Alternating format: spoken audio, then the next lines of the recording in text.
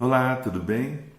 Que prazer enorme poder estar aqui com você novamente, aproveitando essa janelinha, digital aqui do canal JJ Rodrigues, canal que pertence ao Centro Espírita JJ Rodrigues, aqui da cidade de Campo Limpo Paulista, um canal aberto para esse nosso diálogo, Eu chamo de diálogo porque eu gosto muito de ler os comentários, então já peço aqui, faça comentários, e não precisa ser só comentários positivos, a sua percepção sobre o que a gente vai falar hoje, tá legal? Curta, compartilhe, tá bom? Isso é muito importante para a nossa continuidade, para o nosso aprendizado mútuo, tá bom? Ok. Então, esquecendo um pouquinho os problemas do nosso dia a dia, vamos refletir sobre o tema de hoje? Ok. O tema de hoje é luz e sombra. Esse é um tema que nos persegue em vários sentidos, Quando a gente assiste um filme, podem ver, Notem, vocês já devem ter percebido uma novela, um filme. Quando a gente lê uma história, a gente sempre fica buscando o que é o certo e o errado, o que é o bom e o que é o ruim dessa história. Quem é o mocinho, quem é o vilão, Enfim, mora em nós essa busca, A gente costuma dizer, em várias religiões, no Espiritismo também, de que somos centelhas divinas. Será que a gente entende a grandeza disso? Talvez seja uma forma de nos conscientizar do quão grandes somos, ou do que grande existe dentro de nós para ser despertado, não é isso? Afinal de contas, se somos centelhas, somos uma sementinha de luz divina, ou seja, de algo maior que nos criou. Se somos filhos de Deus, temos uma herança divina espetacular, Pois é. E por que não? Efetivamente, somos, enquanto humanos, luz, apenas luz. Por quê? Porque não espelhamos nos nossos atos apenas luz, Geralmente, quando a gente se depara assistindo uma história de um filme, por exemplo, a gente sempre se alia mais às questões do bem, Porque a gente procura essa conduta como sendo a nossa referência, Mas e na hora de praticar, na hora de nós sermos os mocinhos da nossa história, como é que isso se constrói, Refletindo sobre isso, mas um pouquinho mais sobre o que promove nossas dificuldades humanas, de evolução, eu fui buscar nesse livro essa referência, Somos sim centelhas divinas, e a gente deve acreditar nisso, mas também somos sombra. Olha, o bem e o mal habitam em nós. Olha, não é tão fácil falar a respeito disso, Afinal de contas, o que a gente quer pra gente é só o melhor.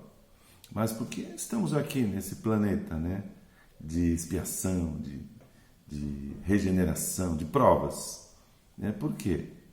Porque temos em nós ainda um bocado dessa sombra, que nos prende, a medos do passado, que não nos permite conscientemente evoluir. Tá ok? A sombra é o nosso outro lado, que se revela nos nossos desequilíbrios, sabe? Nos momentos de desacertos, vamos dizer assim. Talvez aqueles momentos em que a gente culpe o outro pelos problemas que a gente vive. Quando a gente aponta o dedo para um político, quando a gente coloca a culpa no outro motorista, quando a gente está no trânsito, quando acontece uma colisão, por exemplo, quando a gente coloca no outro o peso do erro e tira dos nossos ombros essa responsabilidade. Essa projeção no outro, apontando sempre a culpa no outro, é uma negativa dessa sombra que existe em nós. Mas veja, essa sombra que existe em nós, se a gente pensar que somos seres de luz, toda luz promove uma sombra, não é isso? Essa sombra que existe em nós, ela não é só uma sombra negativa. Existe também uma sombra positiva em nós, aquele potencial que cada um de nós tem e que ainda é pouco explorado, né? Cientificamente já está provado que a gente explora pouco a nossa capacidade, inclusive fisiológica, né? Cerebral e tudo mais.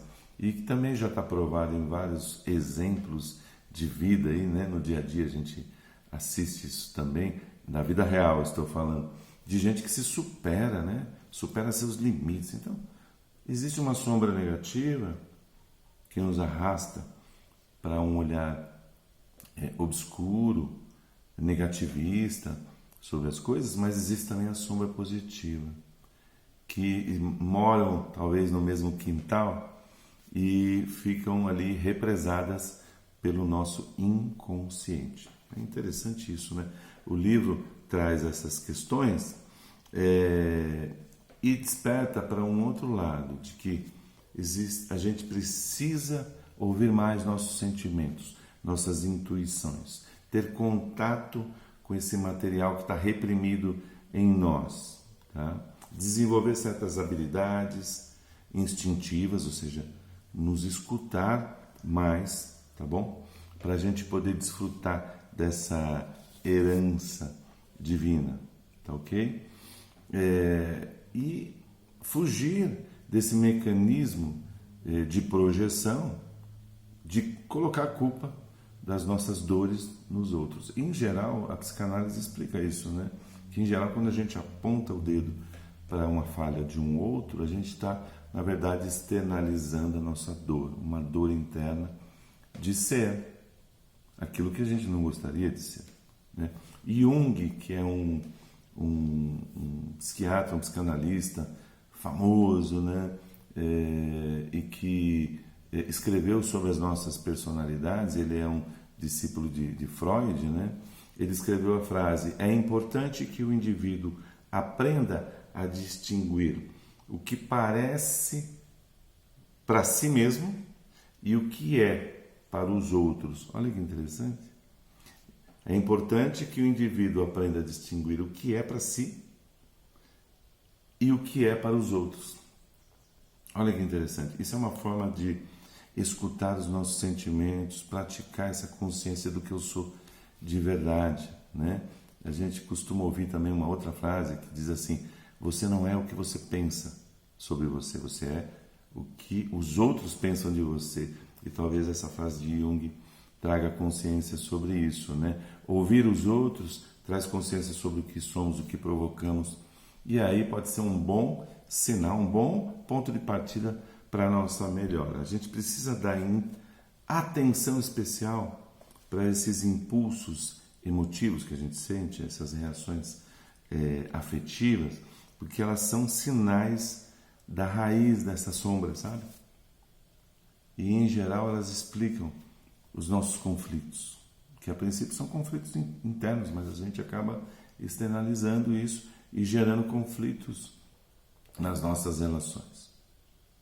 E esse conflito, ele é, a princípio, um conflito conosco mesmo, ou seja, a gente vive em constante conflito, né? O famoso ser ou não ser, o que eu quero da minha vida, as oportunidades perdidas e por aí vai, né? E aquela velha frase: eu não quero nem pensar nisso. O que quer dizer? Já pararam para pensar? Não quero nem pensar nisso. Em geral a gente faz aquela carinha de culpa, né? Não quero nem pensar nisso.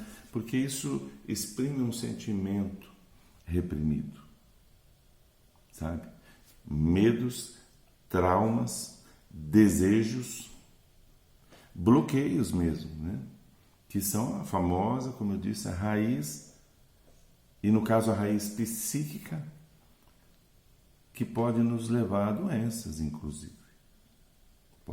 Hoje a gente culpa muito a sociedade por algumas patologias, mas a raiz dessa patologia está nesse sentimento reprimido que a gente vivencia.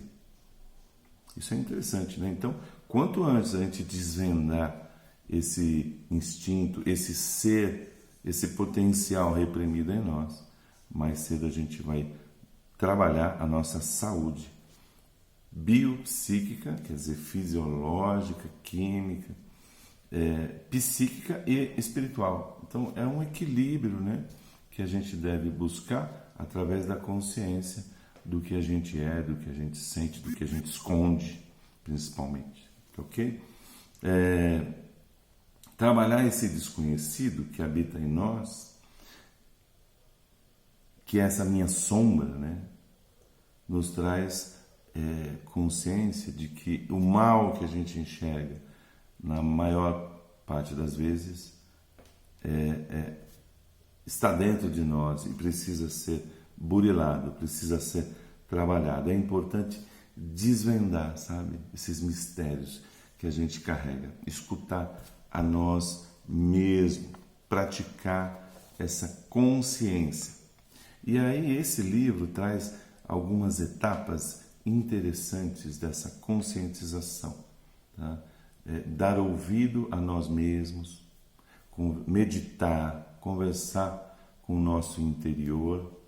E aí, para que isso funcione de maneira saudável, a gente começa com o autorrespeito. Aquilo que a gente descobrir de tendências, de sombras, sejam elas escuras, né, mesmo, ou seja, sejam elas negativas, né, ou sejam elas potenciais, né, reprimidos da nossa evolução, ela deve ser respeitada. A gente não deve se condenar. Isso tira do ombro da gente um peso e nos permite crescer com esse autoconhecimento. A serenidade a gente deve desenvolver, é uma segunda etapa importante. Então, primeiro o autorrespeito, enquanto você refletir sobre seus medos, suas ansiedades. Depois a serenidade, porque a serenidade é a ausência do conflito. Então, não vamos brigar com a gente mesmo. Respira fundo e tenta entender quem é esse outro eu aí que você tem reprimido e que precisa compor o seu eu integral, né? Eu sou matéria, eu sou espírito. E o psíquico faz essa conexão entre os dois, né? Então, reflexão, autorrespeito, serenidade e um terceiro passo que é a indagação, a curiosidade, tá? O autoquestionamento. Tem um negócio que funciona muito bem, porque quando a gente pergunta para a gente mesmo, vem sempre um monte de respostas, já perceberam? Ou seja, essa sombra é isso, é essa consciência, né, de quando eu pergunto e eu mesmo respondo. Então, autorrespeito, serenidade e indagação constante, curiosidade de si mesmo, curiosidade daquilo que nos cerca, nos faz evoluir. A pergunta, já dizem os especialistas, né, é muito mais importante do que a resposta. Quer dizer, a pergunta é o desbravar, né, alguma coisa desconhecida e nos leva adiante. É muito importante. Então, conversar conosco é muito importante. Tá legal? Desenvolver esse pensamento só nos leva a um crescimento íntimo. E tudo mora aí. Essa riqueza que somos nós mora em desvendar esses nossos mistérios, né? E a primeira coisa que me vem à cabeça agora é: protagonize a sua existência, né? E faça dela um momento da mudança tão necessária, tá bom? É sobre isso que eu queria falar. Paz para você e espero que essas palavras tenham sido importantes de alguma forma para a sua reflexão diária e fique em paz. Até a próxima.